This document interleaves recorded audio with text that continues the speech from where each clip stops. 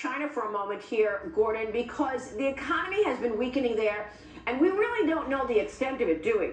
Chinese stock traders are now wondering just how bad the economy can get after a number of key losses reported on Saturday.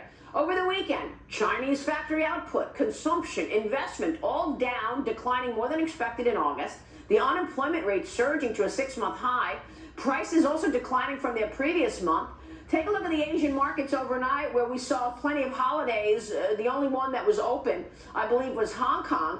But, you know, we've got these expectations that things are weakening. And Roger Robinson, who is a guest on this program, told me that he thinks that the U.S. government, that the administration, Biden-Harris administration, are planning some kind of a bailout for the Chinese economy. Your thoughts?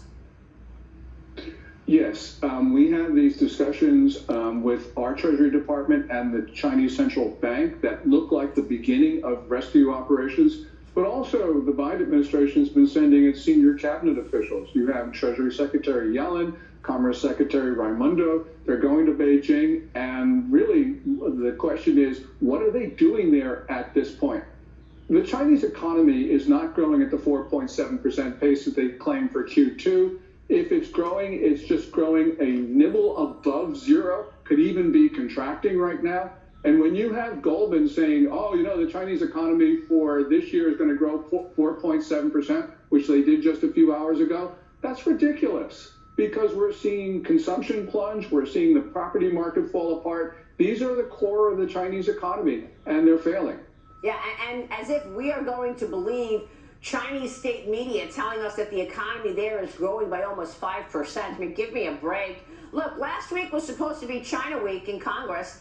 Did we talk about spying attempts by our greatest adversary during China Week?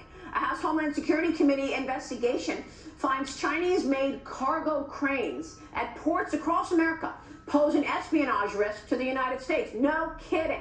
The cellular modems on the cranes could allow Beijing to collect information and bypass any firewalls that were put in place, potentially to disrupt port operations.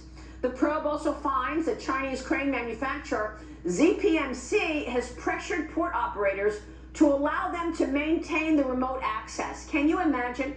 California Congresswoman Michelle Steele rolled out the Secure Our Ports Act to try to block China, Russia, Iran, and North Korea and other adversaries from accessing our shipping hubs. But Gordon, can we do anything about this? The Chinese have the best espionage and surveillance products in the world. Yes, we can do something about it, and President Biden can do it today. He could have, and he should have done this a couple years ago, by executive order, take out those cellular modems.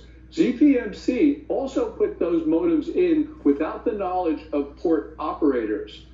So clearly what we're seeing here is an espionage attempt, but even worse, Maria, this is an attempt to disrupt port operations, because in an emergency setting, China could disable those cranes or get them to do like drop containers on ships. So this is something Biden can do. He can do it right now. He's got an executive pen. He's used it for all sorts of things. He should be using this for this critical emergency. And he could have done it a couple years ago, which is a point the American people should ask.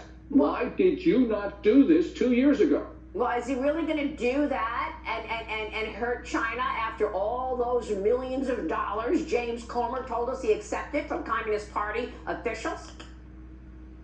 Well, he will only do it if the pressure from the American people is too great. So it's really important that you raise this issue now. Gordon, thank you. We'll be